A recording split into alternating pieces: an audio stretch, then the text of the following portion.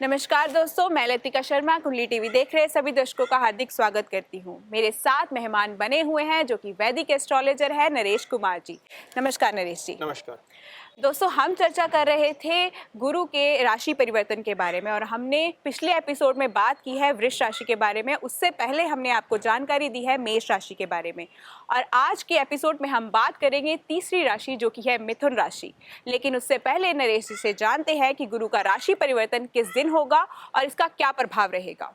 तो गुरु का जो राशि परिवर्तन होने जा रहा है लतिका, वो होने जा रहा है 5 अप्रैल की मिडनाइट को और 6 अप्रैल को। मींस जी यदि हम इंग्लिश कैलेंडर के हिसाब से देखेंगे तो वो 6 अप्रैल बनेगा, क्योंकि मिडनाइट को गुरु का राशि परिवर्तन हो जाएगा। जी और गुरु यहाँ पर गोचर करेंगे कुंभ राशि में। कुंभ राशि में गुरु गोचर करेंगे। ये इसके बाद की जो राशि होती है गुरु की, वो मीन राशि होती है, वो गुरु की अपनी राशि होती है। यानी कि सबसे पॉजिटिव चीज ये होने जा रही है कि गुरु अपनी नीच राशि से निकलकर कुंभ राशि की तरफ जाएंगे। जो गुरु के नीच राशि में रहने के प्रभाव मिल रहे थे अभी तक, वो जो है वो मिनिमाइज हो जाएंगे, कम हो जाएंगे। ये जो नीच और उच्च का जो कंसेप्ट है एस्ट्रोलॉजी में, वो ये है लतिका की कोई भी ग्रह एक पर्टिकुलर डिग्री के ऊपर धरती से बहुत दूर हो जाता है तो उसका प्रभाव जो है वो मिलना कम हो जाता है। गुरु जो है वो मकर राशि में जब जाते हैं तो धरती से उसका प्रभाव जो है उनका बहुत कम हो जाता है। तो अब जैसे जैसे वो धरती के करीब आएंगे उनका प्रभाव जो है गुरु का बढ़ना शुरू हो जाएगा। गुरु नैसर्गिक तौर पर एक पॉजिटिव ग्रह है। शुक्र भी और बुध भी एक नैसर्गिक तौर पर पॉजिटिव ग्रह है। तो गुरु के पॉजिटिव जो प्रभाव है मिलने शुरू हो जाएंगे। गुरु जिन जिन चीजों के कारक हैं उनके अच्छे प्रभाव मिलने शुरू हो जाएंगे 6 अप्रैल के बाद से। तो मोटे तौर पर यही है कि 6 अप्रैल को गुरु का ट्रांजिट होगा। 20 जून को गुरु वक्री हो जाएंगे। 20 जून को वक्री होकर फिर 14 सितंबर को गुरु दोबारा वापस वक्री अवस्था में मकर राशि में आएंगे। 20 नवंबर को फिर वापस जाएंगे कुंभ राशि में। यानी कि 2 महीने का एक ऐसा पीरियड रहेगा जब गुरु एक बार फिर वक्री होकर मकर राशि में आएंगे। उसके बाद 18 अक्टूबर के आसपास गुरु दोबारा मार्गी होंगे और फिर कुंभ राशि में जाएंगे। फिर अगले 6 महीने यानी कि अप्रैल तक, अगले साल अप्रैल तक गुरु कुंभ राशि में ही रहेंगे। यानी कि 6 अप्रैल से लेकर अगले साल अप्रैल तक मोटे तौर पर अभी यदि देखें तो पूरे एक साल में से 10 महीने गुरु कुंभ राशि में रहेंगे और इस राशि में अपना जो है वो पूरा प्रभाव छोड़ेंगे। जी, यानी अप्रैल 2022 तक फिर से कुंभ राशि में ही गुरु रहेंगे। चलिए अब बात करते हैं तीसरी राशि जो कि है मिथुन राशि। नरेश जी बताइए, मिथुन राशि वालों के लिए ये गुरु का जो राशि परिवर्तन है वो कैसा रहेगा? देखिए, ये हमने जो चार्ट बनाया है लतिका, ये अपने दर्शकों के लिए बता दें कि ये चंद्र राशि के हिसाब से ये चार्ट है और ये 6 अप्रैल 2021 का चार्ट है। वो ग्रहों की स्थिति 6 अप्रैल को कुछ इस तरह की होगी। तो गुरु यहाँ से ट्रांजिट करेंगे जो ये जो मिथुन राशि है उनके भाग्यस्थान से। ये गुरु का अपना भाव भी होता है। गुरु इस भाव के कारक ग्रह होते हैं। गुरु का भाग्यस्थान से गोचर करना इस राशि के जातकों के लिए बहुत अच्छा है एक तरीके से, क्योंकि गुरु की सीधी दृष्टि यहाँ पर पड़ेगी। सबसे पहले पंचम दृष्टि से गुरु लगन को देखेंगे। ये लगन एक्टिवेट हो जाएगा तो ये इसका एक्टिवेट होना बहुत अच्छा होता है। और इसकी सीधी 7वीं दृष्टि पड़ेगी तीसरे भाव के ऊपर। ये पराक्रम का भाव होता है। हालांकि ये अष्टम से अष्टम भी होता है यदि हम इसको दूसरे एंगल से देखते हैं, लेकिन मोटे तौर पर ये पराक्रम का भाव है, ये भाइयों का भाव है। 9वीं दृष्टि गुरु की यहाँ पर पड़ेगी पंचम भाव के ऊपर। पंचम भाव जो होता है वो संतान का भाव होता है। वो यदि आप यंग हैं तो आपके लिए एजुकेशन का भाव है। यदि आप निवेश कर रहे हैं तो ये आपके लिए इन्वेस्ट का भाव है। यदि आप शादीशुदा हैं तो ये आपके लिए बच्चे का भाव है। तो ये भाव एक्टिवेट हो जाएगा आपकी एज के हिसाब से। जिस कैटेगरी में आप आते हैं, जिस एज ग्रुप में आप आते हैं, उसके लिए उन जातकों के लिए उस हिसाब से ये भाव जो एक्टिवेट हो जाएगा। जिनकी शादी नहीं हुई है उनके लिए ये रिश्ते का भाव होता है, ये प्रेम का भाव होता है, ये लव अफेयर्स का भाव होता है। रिश्ता यहीं से आता है, पंचम भाव से आता है। तो इस राशि के जातकों के लिए एज के हिसाब से गुरु जो है वो इन भावों के फल करेंगे। जैसे कि हमने पहले बताया कि गुरु दूसरे भाव के भी कारक होते हैं, पंचम के भी कारक होते हैं, नवम के भी कारक होते हैं, 11वें भाव के भी कारक होते हैं, दशम के कारक भी गुरु होते हैं, शनि भी इस भाव के कारक होते हैं। 3 भावों के ऊपर गुरु की दृष्टि पड़ती है। चौथे भाव में गुरु खुद रहते हैं।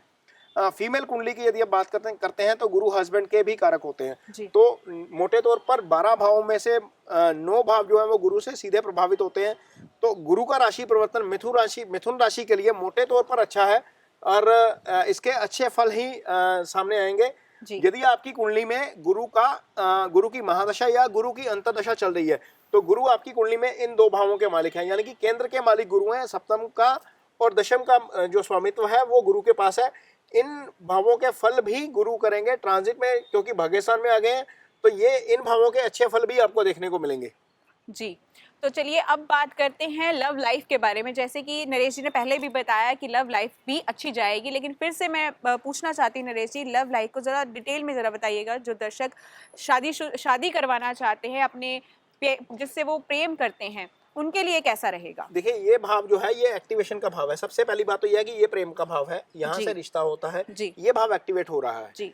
ये भाव इसलिए भी एक्टिवेट हो रहा है क्योंकि शनि यहाँ से 10वीं दृष्टि से यहाँ पर देख रहे हैं, जी। गुरु की 9वीं दृष्टि यहाँ से बनेगी। जी। जब एक राशि पर एक मेलाफिक और एक बेनाफिक प्लैनेट की दृष्टि पड़ती है तो वो राशि एक्टिवेट हो जाती है। जी। आपकी जन्म कुंडली में जिस भी भाव में वो राशि है वो घर एक्टिवेट हो जाएगा। तो जी। यहाँ पर पंचम एक्टिवेट हो रहा है पूरे तरीके से, यानी कि जिनकी कुंडली में, खासतौर पर मिथुन राशि की, जिनकी कुंडली में पंचम एक्टिवेट हो जाएगा और जी। उनकी एज इस तरह की है कि वो प्रेम प्रसंग में जाना चाहते हैं या प्रेम प्रसंग किसी के साथ चल रहा है, किसी जी, को जी, प्रपोज जी। करना चाहते हैं, किसी को इंतजार है कि उसका रिश्ता हो जाए, तो उनके लिए ये गुरु का गोचर अच्छा फल फायदेमंद लेकर आएगा, रहेगा। उसका अच्छा प्रभाव देखने को मिलेगा।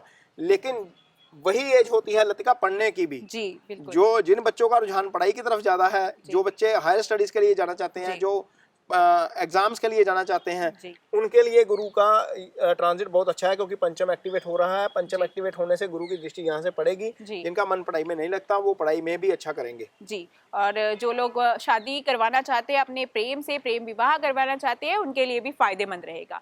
नरेश जी आगे बताइए कि मिथुन राशि वालों के लिए सेहत पर इसका क्या असर होगा? देखिए, मिथुन राशि के जातकों के लिए ऑलरेडी सेहत को लेकर कंसर्न बने हुए हैं। जी। उसका कारण यह है कि ये छठा भाव जहाँ से हम लार्जली सेहत देखते हैं, छोटा जी। मोटा जो इलनेस है वो यहाँ से आती है। जी।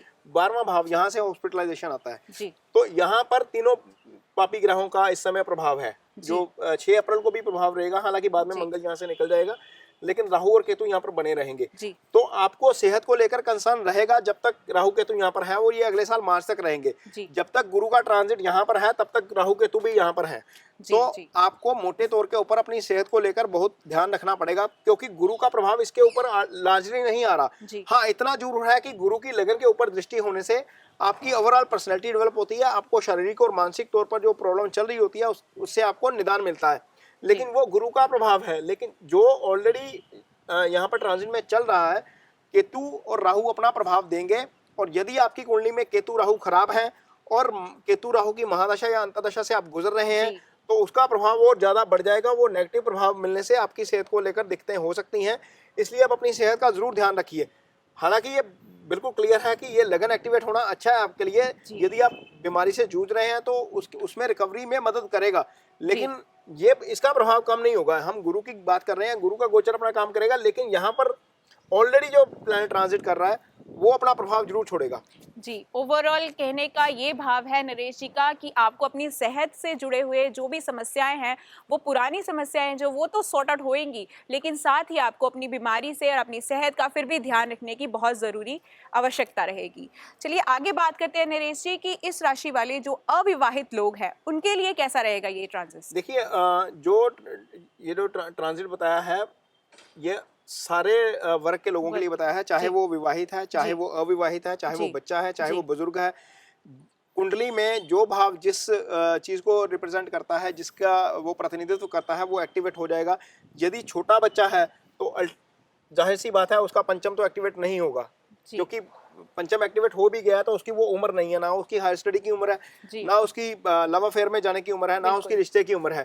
तो उसके लिए, बच्चे के लिए तो यही रहेगा कि ये एक्टिवेट हो रहा है तो उसको ओवरऑल उसके लिए ओवरऑल अच्छा रहेगा। तो जो अविवाहित लोग भी हैं उनके लिए भी, यदि आपकी कुंडली में गुरु की महादशा या अंतर्दशा चल रही है तो शादी का योग आपकी कुंडली में बन जाएगा, क्योंकि गुरु आपकी कुंडली में सप्तम का मालिक है, सप्तम से शादी होती है। यदि फीमेल कुंडली है तो फीमेल कुंडली में गुरु हस्बैंड का कारक भी होता है।